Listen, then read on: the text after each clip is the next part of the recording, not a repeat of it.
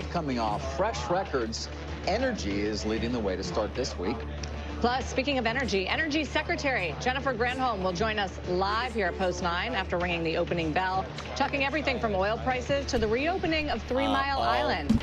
And the CEO of Novo Nordisk set to testify before a Senate panel this morning over the high prices of its popular weight loss drugs. We're live in D.C. ahead of that hearing.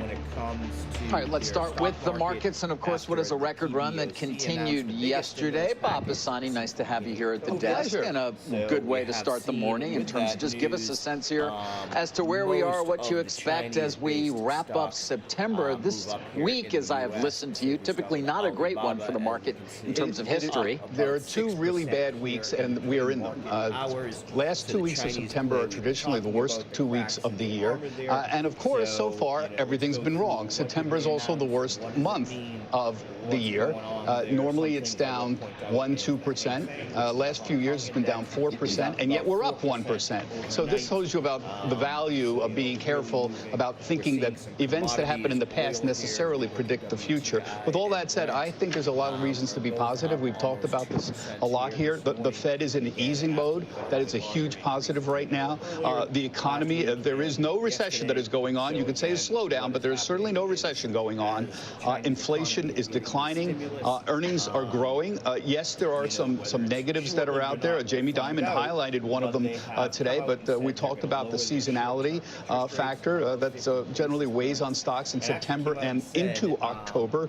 That's certainly in the middle of that. We have the elections coming up, a little uncertainty around that. And Jamie Dimon speaking about geopolitical risks today as well. I think if you ask me, David, the thing that I find a little bit worrying is the markets, and Sarah, maybe you have thoughts on this, the market's really discounting an enormous amounts of rate cuts out there. We have another, what, on top of the 50 already, at least another 150 basis points in cuts. 200 till the end of next October. Well, there you go. Very excited so about rate cuts. That's a lot of expectations for a lot of rate cuts. And in a sense, to me, that's a little bit of a risk now because once again, just like they did a year ago, they're getting ahead of themselves in terms of how much the Fed, they were wrong last year, the market, about when the Fed was going to begin cutting rates and how much. And I think they're probably a little bit aggressive. So if you ask me, that's a little bit of a risk in the markets. But right now, boy, if you just look at the sector leaders, they are not indicating there's any slowdown, any kind of recession out there. The leadership groups are consumer discretionary and industrials, new highs for industrials. You wouldn't get that if there was a belief the economy was going into a recession. The other major leadership group, of course, is interest rate sensitive sectors. Those are utilities and real estate. Utilities have got a whole other thing going. They are now essentially an AI play because of the power generation capacity, which is one reason we have the #1 stock out there, the S&P 500, Vistra, which is essentially a power generation company, outdoing NVIDIA. Its performance has displaced NVIDIA this year now. Yeah, amazingly enough. 30-some-odd, $38 billion market cap company. Yeah, and it kind of came out of nowhere. They had a little bit of a merger recently, but who would have thought that a power generation company, who would have thought utilities, which were always just an interest rate sensitive play, rates go down, utilities go up reflexively, but now all of a sudden utilities and power generation are kind of caught up in the entire AI debate that's out there. And of course, this company we're referring to, Vistra Corporation, is now the #1 performer on the S&P 500, replacing NVIDIA, largely, of course, as a power generation story. Really remarkable. I mean, you laid out a lot of reasons why the market has been bullish. What's interesting today is that there was a new catalyst that we hadn't been including before, which was China. And there was a bit of a surprise there in terms of doing more to stimulate the economy, and it came from the Chinese central bank overnight. And I was saying the anticipation was building yesterday when they announced this special meeting, and they announced some things. They're going to cut rates, their reserve ratio rates. That's by 50 basis points, another 25 they promised by the end of the year. They lowered their 7-day reverse repo rate by 20 basis points. They cut mortgage rates and down payments for second homes. They are helping stock stability funds. They cut the minimum down payment to buy a home as well, right? As you took 15%. Right. So, and they're trying to boost their stock market as well. Was it the big bazooka that the markets have been waiting for? No. Was it fiscal? No. Does it stimulate the consumers? Maybe. But does it show that the Chinese want to try to boost their economy and perhaps achieve their 5% growth target? Yes. And that's a positive sign. It's why the Chinese stock market jumped 4% overnight, and why that's translating into some of the gains, not just for the ADRs here, but the commodities as well, leading today, everything tied to China, iron ore, energy. It's been a weak China story. If there's a bit of a China resurgence on the back of monetary policy, that just adds to all the stuff that you've been pointing to, because we haven't included that. Do they have more room now to do that, in part because we lowered rates, and therefore they don't have to worry as much about, I guess, capital flight? Capital flight with the weaker currency, right? So now that the U.S. has gone a little bit bigger on the monetary policy side, it buys room for everybody else to go a little bit bigger on the monetary policy. But don't you think this is significant? I mean, maybe you're right. It's not a bazooka, but it's a mini bazooka. The Chinese leadership has made it clear they don't like big stimulus package. They don't like helping out the China billionaires anymore. They're trying to move away from that. So in a sense, this is a concession. The real estate market is not doing well. The stock market's not doing well. Chinese personal savings rates are at all-time highs because Chinese consumers, investors, don't see anywhere to put their money. I think it's a good signal. It's a pretty strong package. If it's not a bazooka, it's a pretty strong package. No, and it's an aggressive monetary policy package, the most aggressive we've seen from the pandemic, since the pandemic, from China. But the thinking is, with the property market so weak and the spending and savings numbers so weak, it's going to take some fiscal stimulus, and we haven't gotten that piece of it out of China. So that's why I say it's not the bazooka necessarily, but clearly it's a positive signal, and the markets are taking it. Well, look what's going on in Europe. Look at gold mining stocks, Anglo-American, all the big mining companies, Antofagasta, Rio Tinto, everything's up 4% in Europe right now. They've done fairly well on the year. Glencore, ArcelorMittal are all up. The luxury, which has had a terrible year. LVMH was at a new low just the other day. They're up about 4%. I see Burberry, Kering. Well, that's all right. That's all China related as a result of China. That said, to your point, Sarah, the Chinese have not really taken the so-called bazooka out and really done the kind of thing that many anticipate they need to really truly support demand side stimulus. Correct. Fiscal stimulus. And, you know, depending on who you talk to, the losses, so-called, in the property sector could be as much as, I know there's some firms that say $18 trillion. How do you bottom that out is a real question. Between that and then the equity market, which has also, I mean, been weak for the last, I don't know, 3 years or so. Oh, no, 15 years. I don't know if we can put up the Shanghai Stock Exchange, but the Shanghai Stock Exchange is now, which is the main market there, is now trading where it was in 2007. Remember, China had the enormous move up in the mid-2000s, of course, on the whole Deng Xiaoping, the redevelopment, and has gone essentially nowhere for the last 17 or 18 years. Not only Shanghai, and by the way, Shanghai's down about, I think, 4% this year. But Hong Kong, same thing. You would think like more offshore stuff. There it is. There's the Shanghai. Do we have a 20-year? Yeah. This is where it was. Look, 2007. And this is the main exchange. Shenzhen is not much different. Shenzhen is a different exchange, but has more technology-related stocks in it. Hong Kong is trading where it was. I don't know if you can put up the Hang Seng Index, where it was in 2006. Essentially. So you have 18 years of investment here that essentially hasn't produced anything. And of course, there you go. Essentially where we were in 2006 for the Hang Seng. Even technology ETFs, we talk about stocks that trade here, like Alibaba trades right behind us. KWEB, which is the ETF for the China stocks, the China tech stocks that trade outside of China. That hasn't gone anywhere either. KWEB, if you can put that up, that went public in 2013. It's also basically all the big China tech stocks. It's where it was back in 2013. It's essentially not far from new lows. There you go. There you see that going all the way back. And so China investors are out there trying to say, Sarah, what should we do? Is China investable? You've talked about that many times. And there are now ETFs out there that X-China out. There are emerging market ETFs that X-China out because so many people feel, first off, in terms of investments, it's been a disaster. And second, ideologically, whether or not we want to do that. Well, that's the thing. So when you ask whether China's investable and whether investors today are wondering, okay, should we get back in? There are a number of considerations that make it more complicated than just they're stimulating their economy from a monetary policy perspective. And the main one is the trade tensions and the geopolitics and the fact that the Biden administration has kept the Trump administration tariffs in place. They've taken a hard line against China on things like semiconductors and advanced manufacturing with those export controls. And both sides, you know, it's one point of agreement between Harris campaign and Trump campaign, talks tough on China. So we are setting up for more of a... Yes, we'll talk a bit later about, we'll take a look at deer shares. Of course, Trump talking tough about Mexico now as well. Significant tariffs there for companies that move their business to Mexico. Let's talk a little tech here, guys. Playing a major role, of course, in this run. No surprise there. Tesla, by the way, is back in positive territory for the year after being down more than 25%, as I recall, at least at its lows. Meta also rallying to a record high, although the multiple remains 22. Yeah, 22, 23. We talked about this yesterday. Given the fact that it's up 60% this year, it's really kind of exciting because you actually have a company here that had a very rough patch around virtual reality. Of course, the metaverse has pivoted in all respects, I think, excellently towards back to AI. Back to AI. Well, you had the year of efficiency in the middle there as well. So you had significant job cuts, which were certainly embraced by many investors. And then to your point, obviously, the pivot to AI, still called Meta. Some very positive stories of late about their sunglasses as well, and what they can do, Sarah, in terms of being able to take pictures. Very good for people who create content, for example. And take videos. I don't know if you have a pair. I don't. With the kids. I don't actually know. No, I don't. Well, it's this Meta AI thing that's really kind of amazing.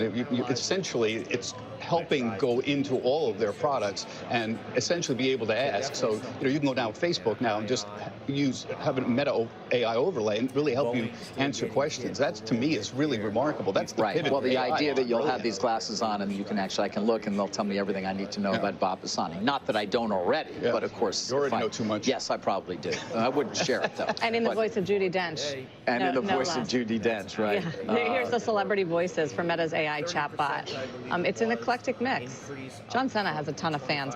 Look, there was a note. I love John Cena. How can you not? It's great. There was a note from Citi this week actually saying that where estimates were taken up because of some Citi proprietary data they were looking at for Reels and the video service of Meta, saying the company's short video service is showing good momentum on the ad space, and so good numbers potentially for October 23rd. That was a similar reason for Tesla, too, yesterday, by the way. There were some notes, positive notes, a Barclays note in particular, about delivery numbers. So we're going to get deliveries as the next potential catalyst here. And Barclays is saying there's a little more upside than consensus on deliveries. Consensus is 461,000 deliveries. He thinks that this Barclays analyst, the number goes a little bit higher than there. And that could add to even more momentum ahead of another catalyst in October, which is the robo-taxi day, which is, I think, October 10th. Yeah. For Tesla. Yeah, I mean, obviously notable. It is back in the black, up 0.61%, but hey, it approaches an $800 billion market cap again. We did have Tim Cook saying some things about artificial intelligence as well. I think he was a guest of Jimmy Fallon last night on the NBC show, The Tonight Show. Take a listen. Apple Intelligence is coming next month. And so it comes in October. It'll start with things like summarization of your emails, which is huge for me because I get hundreds a day. And, one little click, and all of a sudden it summarized this long email. Really? Yeah. You can do Genmoji. You can do image playgrounds. Lots of really things that you do every day. Yeah, nice little walk there by the lake in Central Park, I think, if I recognize that. I have been waiting for little a decade selfie for this Apple Intelligence thing, and what excites me is the personal digital assistant, the Bob 2.0, Sarah 2.0, David 2.0, that will actually sit by us and really actually help us manage our life. Not just like when's the next plane to Miami, but just generally sit there and provide us help just getting through the day. And the question is whether or not this can sit resident on your phone and not be some server somewhere where it's going to be the ultimate hack of all time. It looks to me like Apple is insisting this Apple Intelligence data is going to be resident on the phone, and that will provide the protection, hopefully, to allow something like a personal digital assistant to really flourish. That's going to be the ultimate app, I think. And if it works like what they're saying, it's going to be amazing. But it's in the execution where all of this really kind of has problems. We'll see. All right, coming up, what to expect from Novo Nordisk's CEO. That'll be the next hour. He testifies at a Senate hearing. This is lawmakers are looking to ask questions, of course, on those high prices for the weight reduction drugs, Wegovy and Ozempic. There's a look at futures. Bob's already told you, September typically doesn't look too often in the green, but that has not been, that has been the case thus far as we wrap up the months last week. Good morning with Vocalax. Good morning. Hey. Yeah. Try Vocalax Chewy Fruit Bites for fast and gentle constipation relief in as little as 30 minutes. Making your good morning even better with Vocalax.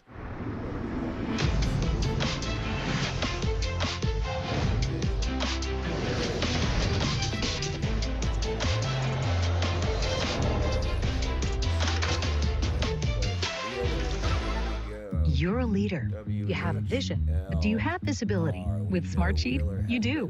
Smartsheet helps leaders inspire their teams to plan, execute, and scale work to deliver results faster. Smartsheet.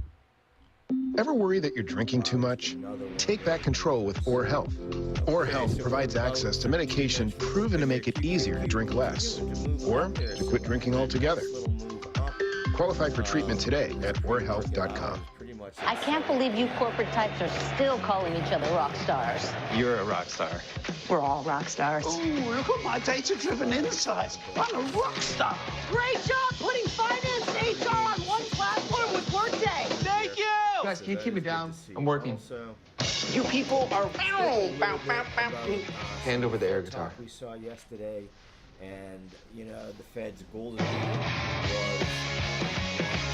I've got another one. He is the Chicago Fed. Bread culture at the inception started on my counter at home. Much of my journey through cooking have involved my Latino roots. My first opportunity to sell the bread was at Stengel Farmers Market. I really just became enamored with the process of making bread. This wasn't an easy thing. It's been a long road. The biggest lesson, lean on others when you need the help and the support. I'm really, really proud of being a Latino and knowing that I and my family own the business.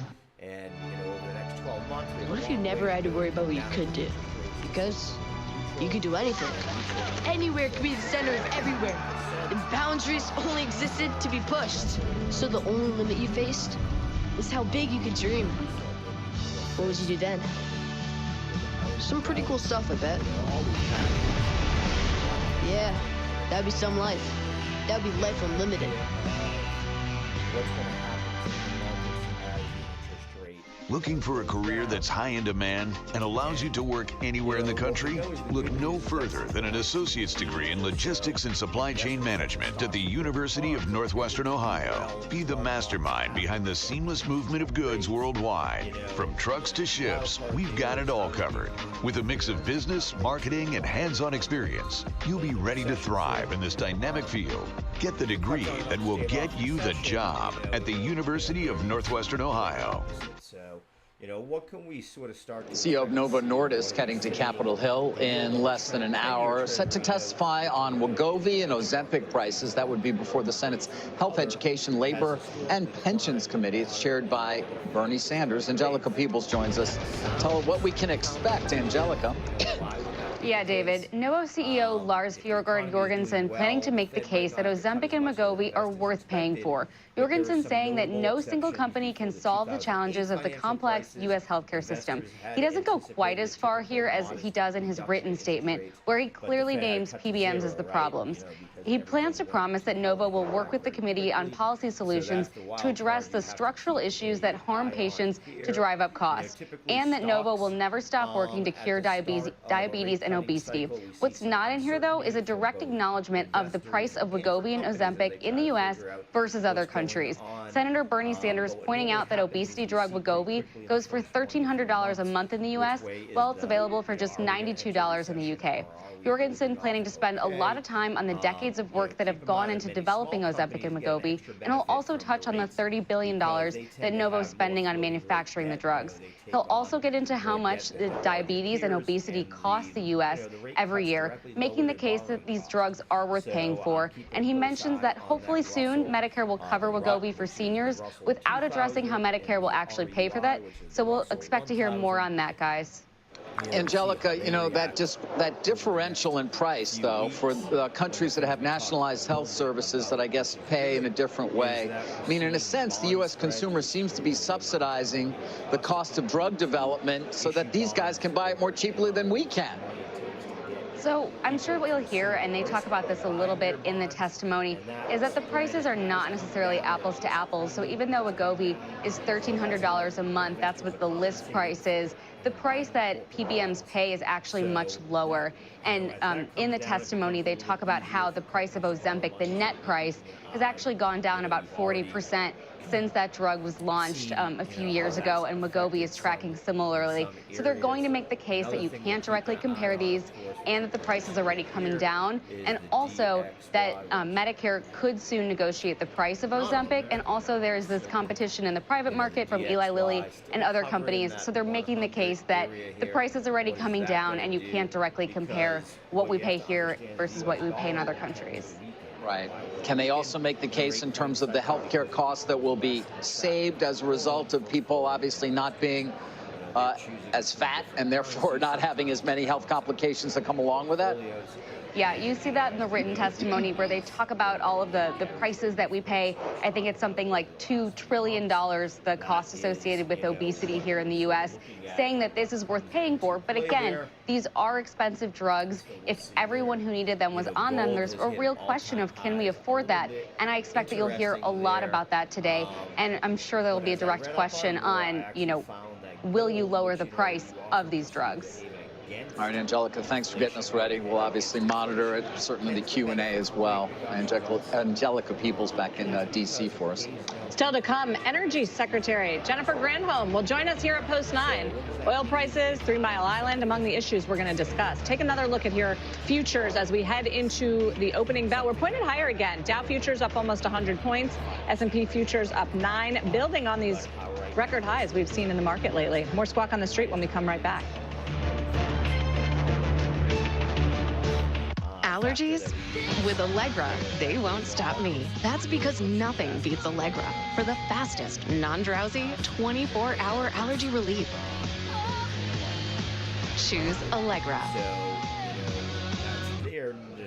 Look, I got the new iPhone 16 Pro at Verizon. Apple Intelligence is pretty awesome. You can get it when you trade in any phone. Whoa, whoa, whoa.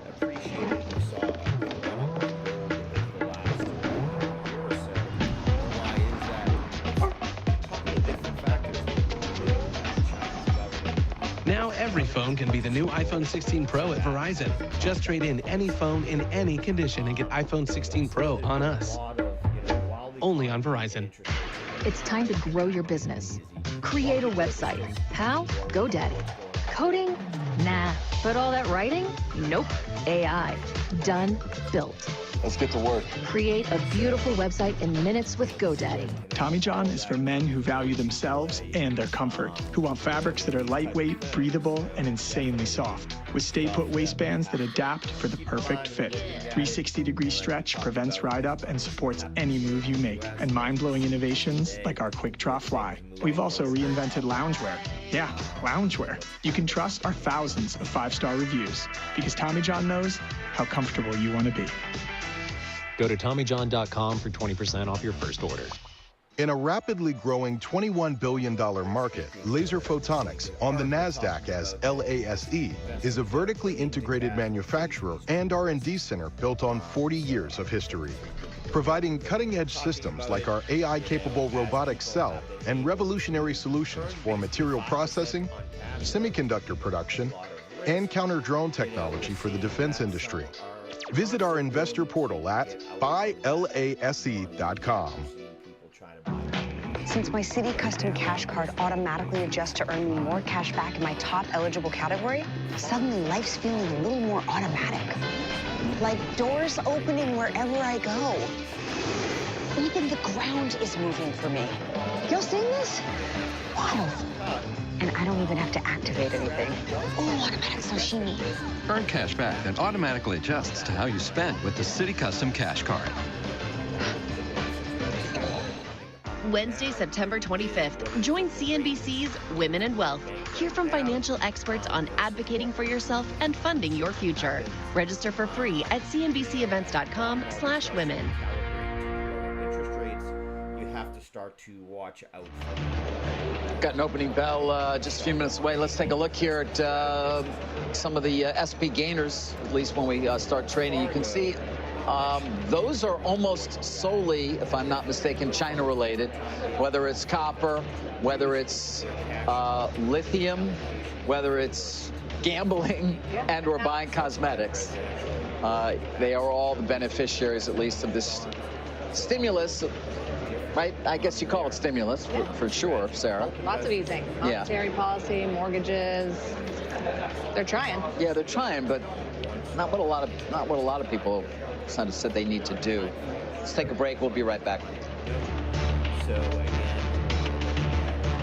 Tomorrow, billionaire investor Leon Cooperman, where he sees opportunities and risks for investors, plus the economy and Washington's impact on Wall Street. Stay ahead of the market. Squawk Box, tomorrow 6 a.m. Eastern, CNBC. You put in unlimited hours and unlimited passion because your small business has unlimited potential. Spectrum Business is built to connect you with that potential. With Spectrum One for Business, you get fast, reliable internet, advanced Wi-Fi, and a mobile line, all for only $49.99 per month. That's more connectivity at a better price than other providers. And with Spectrum One for Business, the value only grows. With award-winning multi-layered security to defend all your devices. If it's connected, it's protected. And we're committed to keeping you connected 100% of the time. Get all the connectivity your business needs for the lowest price around. Only $49.99 per month. That's your business made limitless. That's life unlimited. There is that so far, some of these sectors that we normally look at as defensive play have actually. You're getting ready to dive into crypto for the first time, but you're a little worried about the fine print and feeling intimidated about how to start. We get that investing in crypto is no small decision, which is why, as the world's largest crypto asset manager, we'll do more to keep you covered on your crypto journey, so you don't end up like this guy. Grayscale. Crypto investing begins here. In 1990, an expert in the sales and distribution of entertainment products founded a company and grew it into one of the largest physical media and entertainment product distributors in the world. Alliance Entertainment on the NASDAQ, stock symbol AENT, a global distributor of vinyl records, CDs, movies, video games, collectibles, consumer electronics, and retro arcades. 2024 revenue over $1 billion. Alliance Entertainment, we bring entertainment to you. In a world of uncertainty and disruption, how will your investments stay resilient? We've been navigating change for 125 years, always looking forward, anticipating risks, and trusted to manage over $1 trillion in assets worldwide. Solving for the needs of investors today and tomorrow. That's the power of Nuveen. The opening bell is brought to you by Nuveen, a leader in income, alternatives, and responsible investing. Again, they sell a lot of. Some headlines on Levi Strauss. The Financial Times reporting the company's target of hitting $9 to $10 billion in revenue by 2027 would be pushed back as rising costs of living hit Western consumers in particular, even as the company expands store openings. Meantime, Levi's is also teasing a jeans collab with none other than Beyonce, posting it on Instagram yesterday and even tagging her, which got people excited. Of course, this makes a lot of sense because Beyonce had her first country album this year, and she had a song on the album called Levi's Jeans. So, wow, what a tie-in. Where's the opening bell? Take a look at the real-time exchange. Here's the big board. Secretary of Energy Jennifer Granholm commemorating Climate Week. She's going to join us on set just a few minutes from now. Over at the NASDAQ identity security company CyberArk. That's celebrating its 10th listing anniversary. Any broader takeaways, Sarah, on the Levi lease news being reported by the FT? I think that it's challenging for any retail companies right now, even if jeans are popular and they're changing styles and they're doing well, just because inflation has thrown a wrench in consumer pocketbooks and it's made it harder to make these long-term targets. I guess that would be the only takeaway. That and Levi, you know, Michelle Goss is the new-ish CEO there. She's got to keep momentum going beyond just jeans. And the good thing for her is that denim is very trendy right now. Jean jackets, jean dresses, jean skirts. We're all wearing them, and that's helpful. But there's a lot of competition, like everybody, and so that's going to be the challenge. As far as the long-term goal, last year, end of year, I think they were about a little over $6 billion. So you can see why it would be hard to achieve the $10 billion 2027 revenue target in light of that. But to your earlier point, David, if you look at what's at the top of the market right now, it's China related. I mean, everything from Tapestry to Estee Lauder to Wynn Resorts. These companies haven't had the China tailwind for a while because China hasn't done that much to stimulate. So announcing this new package of measures overnight, a lot of them having to do with monetary policy and housing, certainly giving a little bit of a hope and a boost that translates beyond just the Chinese market into a lot of these U.S. names. Nike, too. Tesla's in there as well. Tesla continuing its It's funny. I looked at Starbucks. That's one that's not up. But when you think about the big ones, Apple, obviously, Tesla, Nike, Starbucks. Caterpillar, Estee Lauder, Tapestry. And all the China stocks. Alibaba, which trades right here behind us. Yeah, Pinduoduo, Alibaba. Yeah, JD.com also strong. Yeah, you got Baba up over 6%. Perhaps there's a belief that this is only the first in what will be a series of moves meant to stimulate consumer demand in the country. As we've discussed many times, of course, it's always been an export-led economy, but they have really been putting the pedal to the metal when it comes to exports, subsidies, obviously, for so many of the industries, whether it be solar, which essentially the Chinese control, whether it be battery technology, again, which the Chinese essentially control, and obviously flooding the world, not this country, probably never here, with EVs. And you see Alibaba up here. They just had something very important happen a few weeks ago. They have a dual listing now in Hong Kong, a dual primary listing. It may surprise people. The average mainland Chinese consumer has a very difficult time accessing a company like Alibaba that trades here as a primary listing. And they changed this to a primary dual listing in Hong Kong a few weeks ago. And what that means is mainland consumer investors can now buy Alibaba potentially through the Hong Kong Shanghai Connect. There's a stock connect line that allows mainland investors to buy these stocks that they weren't allowed to do before. And potentially this allows a much broader participation by consumers in China for stocks like Alibaba that were very difficult to acquire prior to this. So this happened just about 2 weeks ago. When you were talking about China flooding the world and overcapacity, I thought you were going to mention steel, because we got to watch U.S. Steel today. We've got a big interview in the 11 o'clock hour with the CEO of U.S. Steel, Dave Burritt. Haven't heard from him too much in this whole sale process. No. And right now it rests with CFIUS. This is the government agency chaired by Janet Yellen, the Treasury Secretary, of whether they will get approval to be acquired by Nippon Steel from Japan. And of course the consideration there is on national security. President Biden has come out against the deal. Kamala Harris has come out against the deal. Donald Trump has come out against the deal. And I'm very curious to talk to him about what he says are the economic benefits and necessities of having this deal. Just the latest news, Peg, and there's news every day on this. Well, the stock has moved up appreciably, in part because it did appear that the deal might be blocked in the near term. That is no longer going to be the case, it would seem. And Byrd has been outspoken in terms of at least saying, if we can't do this deal, we're moving out of Pittsburgh. We're closing the Mon Valley plant, at least over time. I'll be curious to see what he says. The man you also want to hear from, of course, is the man who runs the United Steelworkers Union, because they remain very much in favor of or against a Nippon deal. and in part in favor of something Cleveland Cliffs. And I just saw Lorenzo here as well, I think. He's here with the yes, Energy Dave McCall Secretary. is the, as Sarah just said, is the man I'm talking about in terms of the... but the latest is Nippon's chairman or vice chairman says, come to the table. He's calling on the steel workers to come, that they haven't even come to the table. And that appears to be a very big obstacle. I'm glad you're an expert in yet another area that I used to typically focus on, Sarah. It's Steel? nice. Are you no, takeovers. Oh, takeovers. Yeah, CFIUS. Yeah, it's amazing, Bob. It never ends. Sarah's breadth of her ability knowledge to never just ceases. continue to... It never ceases to amaze. It's incredible. I mean, she can go deep on Levi's and now on CFIUS. That's why we have her. That's why we have her. That's why we have her.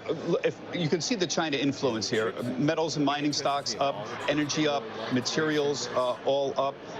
But other than that, tech's getting a nice lift today. And the things that were leadership, like real estate and utilities, down a little bit. So here's this, broad rally, 2-to-1 to advancing to declining stocks on days when the old leadership, utilities, real estate, even healthcare, not doing well. Tech kind of comes forward. This is why you have such a great market. It just keeps rotating around. And when you look around for the month, mega cap tech, which is a laggard group, not doing so bad. After Amazon's up 8%, Meta's up 8%, Microsoft's up 4%, Apple's up 1%, Nvidia's down 2%, and that's considered a laggard at this point. And today you see the influence of China here. All of these stocks, Las Vegas Sands, Albemarle, Freeport, Wynn Resorts, all in some way China related. So when you look around and you see, it's easy to see why strategists are getting really excited. And by the way, the strategists are way behind. You know what I did yesterday, Sarah? I looked at where the strategists were. 20 big strategists, the high and the low. Right now, the median strategist, year-end target, 5,600 on the S&P. Hello, we're at 5,723 on the S&P. They're going to raise their target? That's the median. The average is 5,483 here. The high one is Julian Emmanuel at Evercore. He has 6,000 for the year-end target. He's the high one, and we're 250 points away from 6,000 on that one. So look at this. This is where we are with 20 of the top strategists on Wall Street. The high is Julian Emmanuel. He's going to join us next hour. 6,000. The low is 4,200. I believe that's at JP Morgan. The median, where 50% are above or less, is 5,600. Remember, we're 5,722. And the average is 5,400. So the strategists, again, are way, way behind where the market is actually going. Now heaven knows, we may end up at 5,600 on the year. It's a long 3 months to the end of the year, so we don't know. But the point is, right now, the average strategist is way behind. Who would have thought we would have had a soft landing and rate cuts, with the stocks at a record high? Approaching, 20% of both the S&P and the NASDAQ. Guys, I did want to mention a deal, a fairly large one in terms of a go private, the likes of which we have not seen that much this year. Smartsheet. Market movers. Take a look and see what's going on. Let's see what the tick is at here.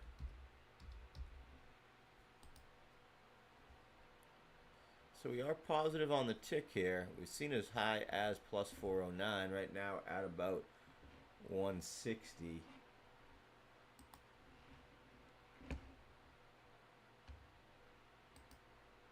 Dell doing pretty well here, up about 0.30. Blink up nicely. So a bunch of the EV plays getting some moves here. Blink up about 1.18 here. Cracker Barrel up 1.5 points.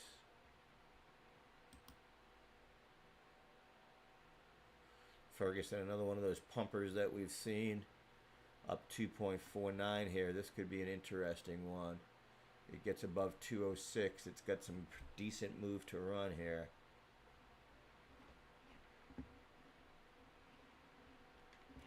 Take a look at my market movers. MSS. Let's take a look here. Mason Solutions up 148%, trying to run. It is look like it is trying to get a run.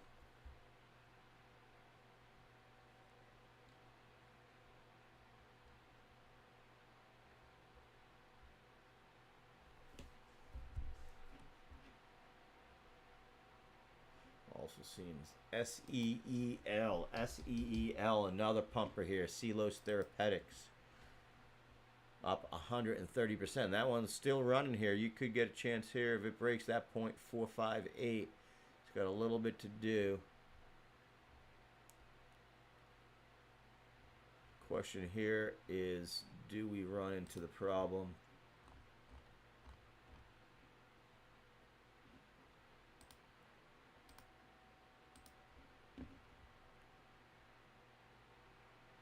If it can break across a new high of the day here at 4.4, you could see this thing run. Look at that, it's trying. That volume. You know, normal volume is 5 million in a day. It's done 55 here, so they're trying.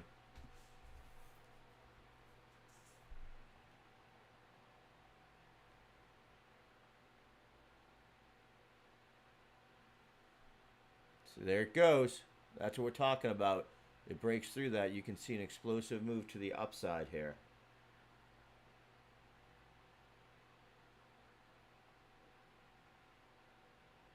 It's trying. You saw that pump there. If it can get a volume pump, you see that volume get above this level right about here, and you could see this take off.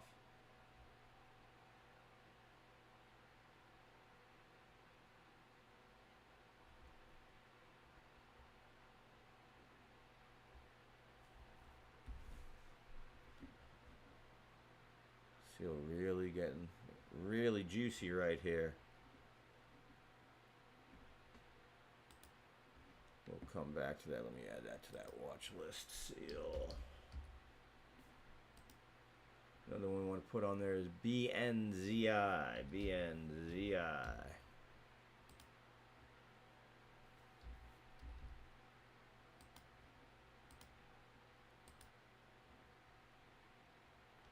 Again, another one, BNZI. It has room. It could run in $9 here.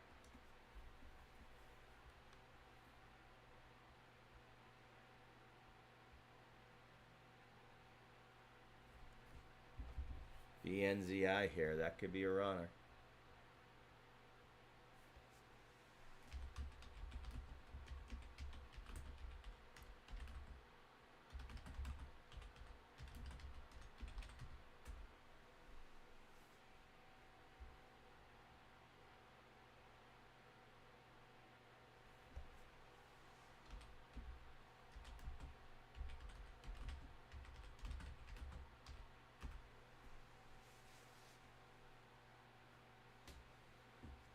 Can it get the volume to get above this here? If it does, you could see this thing go to 9.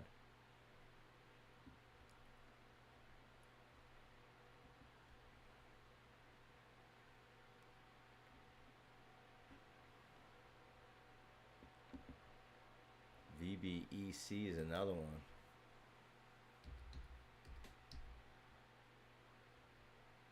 Did I spell that right? VBFC. Village Bank and Trust.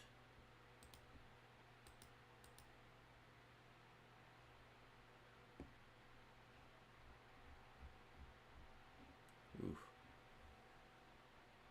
That one is one, no volume. That's just moving up. Someone's selling. Seeing breaking news in Israeli airstrike on Beirut killed Hezbollah commander Ibrahim Kubasi, 2 security sources in Lebanon said. Kubasi was a leading member in Hezbollah's rocket division. So again, we do look like we are getting closer and closer, unfortunately, to a conflict of a much wider scale. Seeing a little bit of a cooling off here so far. QQQ up 0.17 now. So we are seeing a little bit of a move back.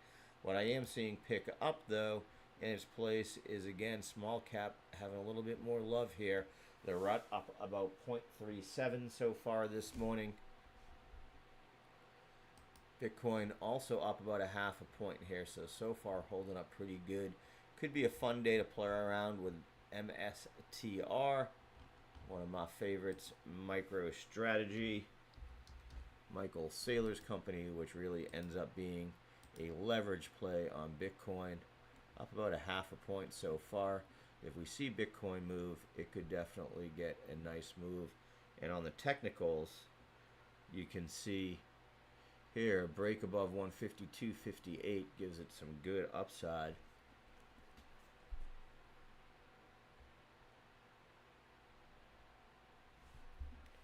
Getting from my man Charlie Move, take a look at WVE, Wave Life Sciences. Whoa.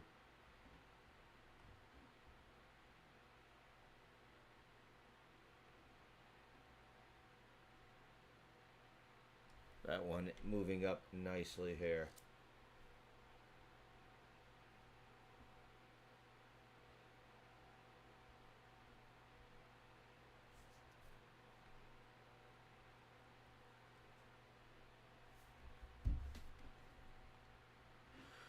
So 15 minutes in here.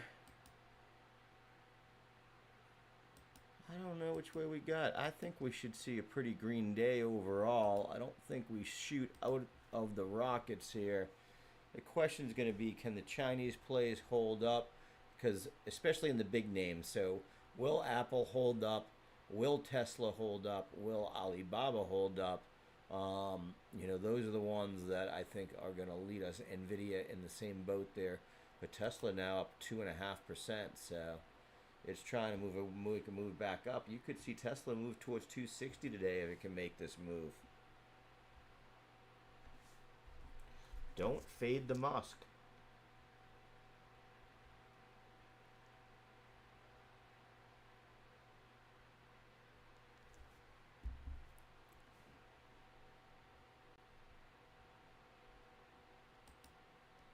Trying to see Walmart up about 0.41%. Excuse me.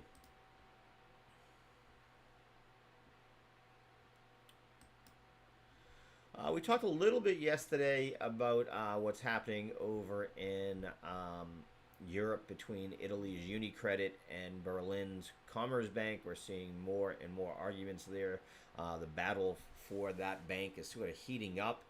Germany's leader Olaf Scholz and his government are rallying to the bank's defense after Italian suitor Unicredit move to speed up a possible takeover.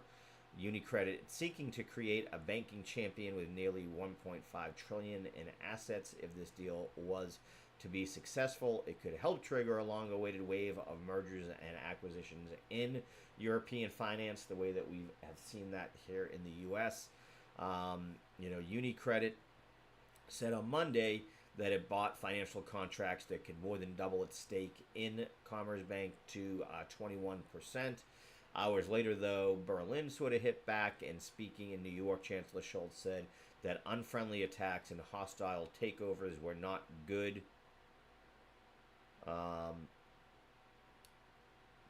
For banks. A spokeswoman for the finance ministry said Germany's government supports Commerzbank's strategy of independence, adding, "We do not support a takeover," and that they had informed Unicredit of this.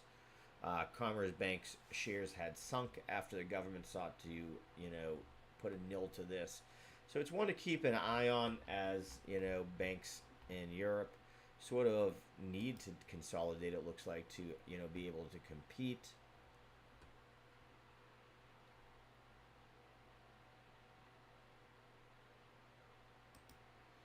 You know, let's pull up Wells Fargo here.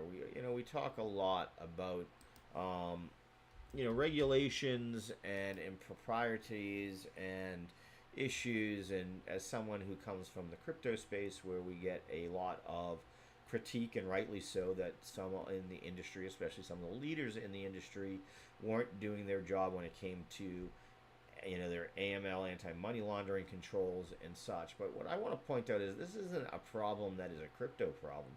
It's a problem in all financial markets. And what we see is that Wells Fargo has announced that it's agreed to enhance its anti-money laundering and sanction risk management practices at the request of the OCC, the Office of Controller of Currency, who oversees banks, had identified some deficiencies with the bank's programs.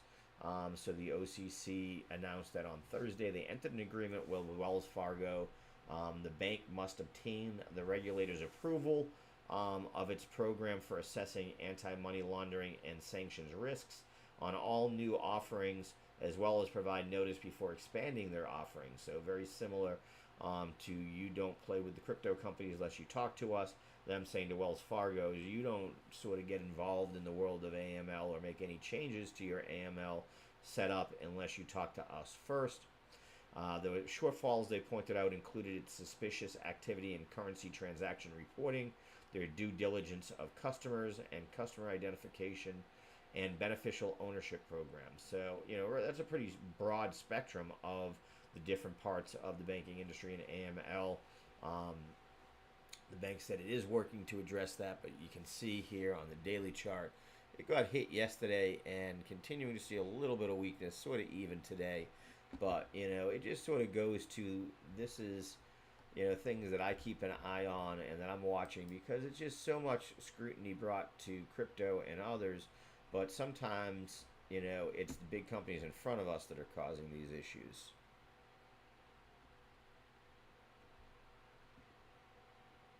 And with that being said, where is that? I had an article about Robinhood.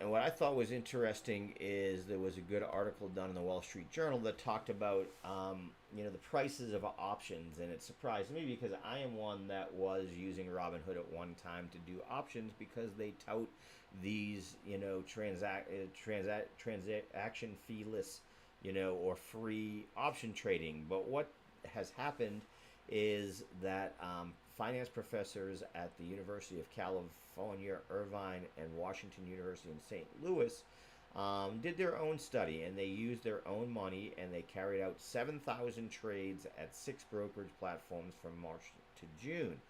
And, they released their findings, offering a rare glimpse into broker transaction costs, or the spreads between the price you pay when buying an option and the price you get when selling them. And, while brokers disclose how much they charge in fees, they don't really have any transparency, or we don't have any transparency into the costs associated with these spreads. So that's why it really caught my eye.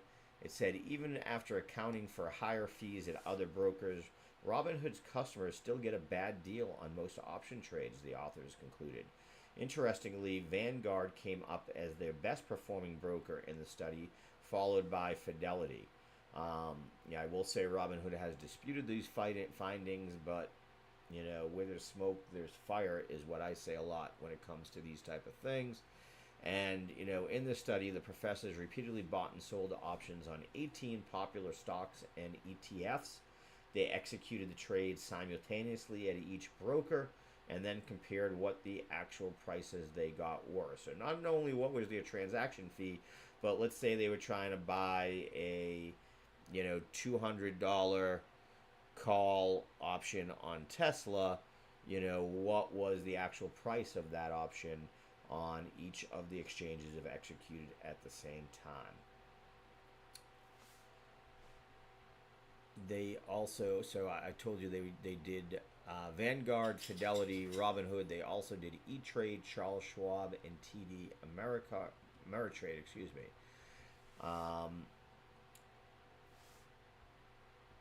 So unlike stocks, where brokers voluntarily disclose how well they execute trades, and regulators require that firms that execute investors' orders disclose those statistics, there's little public data on transaction costs and options, which is not really, good. And like I said, a lot of people were surprised by this. We need to have more transparency when it comes to something like this. We know that options are a lucrative business for retailers. Robinhood made it clear that during the first half of this year, the company's revenue from options was $336 million during the first half of this year. It's almost a quarter of its total financial filings. So it's a big deal. And Robinhood profits from his customers' option orders by collecting rebates from the electric trading firms that process the orders. It's called payment for order flow. You know, it's very controversial. We've seen Gary Gensler and others rave against it. We've seen some congressional people who don't like it. I don't necessarily like it either. When we get Steve back next week, he is at the UN today and speaking on AI at Fordham. So a couple of places there. You know, I'm going to ask him what his view on that is. You know, options prices. The other thing I found was Vanguard is the only broker that doesn't get paid for order flows. So interesting. I'm going to look more personally into using them. Keep in mind that option prices are publicly quoted on exchanges, and the most visible measure of the transaction cost is the bid-ask price, which is the difference between the lowest price quoted by the seller on the exchange, which is the ask, and then the highest price quoted by buyers, which is the bid to buy it. Retail brokerages often try to fill customer orders at prices within that bid-ask spread. Getting orders filled in the middle of the spread benefits investors because it means they save money, right, on the purchase, and we earn more money on sales. And the study found that Robinhood was more likely than other brokers to fill their orders at the extreme ends of the bid and ask spread. So again, you know, what you want to see is in that middle of that spread, right in that middle, you want that to be where you're seeing most of these orders settle, which means that everyone's getting a fair price. You're getting a fair price for what you're selling. Whoever's buying it from you is getting a fair price for it. I will point out that Matt Billings, who is the vice president of brokerage at Robinhood, said the study underestimated the degree to which Robinhood delivers better prices to its option customers relative to prices on exchanges. They said they've reached out to the authors with their concerns, so we'll see if they do anything on this.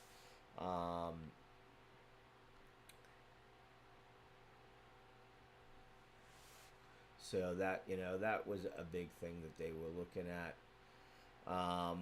You know, and also it says, okay, when you know that that's the case, should we all run out to Vanguard? What we have to keep in mind that Vanguard charges $1 fee for each option contract you trade. And E-Trade, Fidelity, TD Ameritrade, and Schwab charge 65 cents a contract. Since Robinhood doesn't do that, you know, it does collect about 3 cents a contract that it has to pay out to regulatory fees.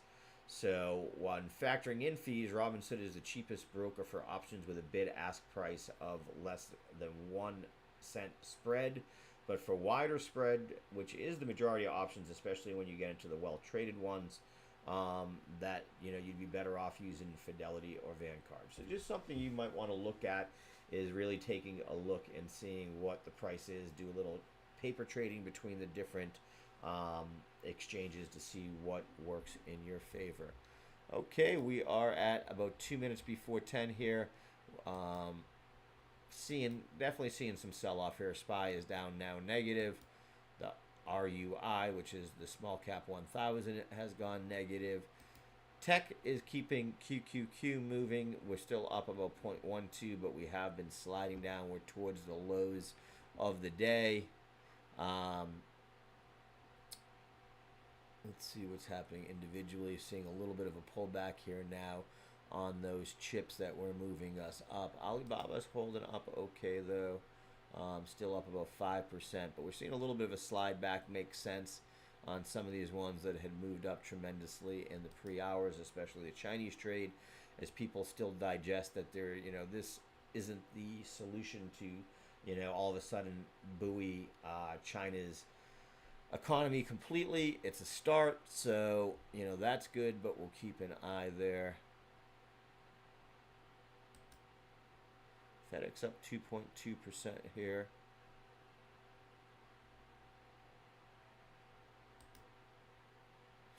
Intel, you can see pulling back down a little bit after hitting those highs.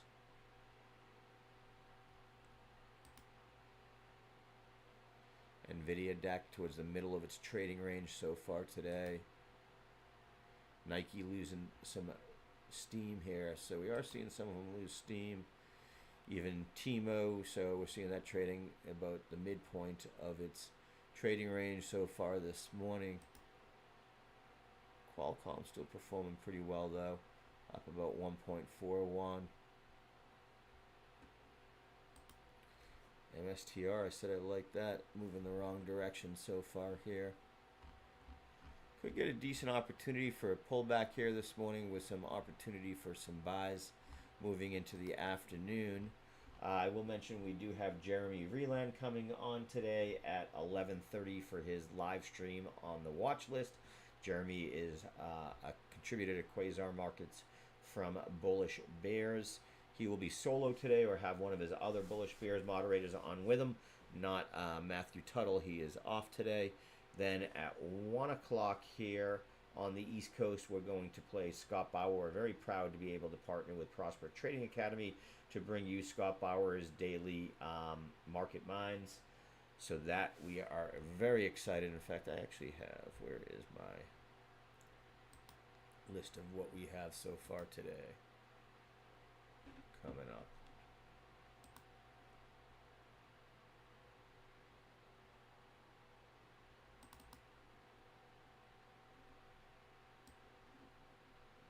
There we go. So today we do have at 11:30 the watch list with Jeremy Vreeland. Like I said, at 1 p.m. we have Market Minds with Scott Bauer. And then at 2 o'clock I will be back, I'm hoping, with Charlie Moon. Charlie is a little under the weather, so we'll see if he's going to be up to doing it. He usually is.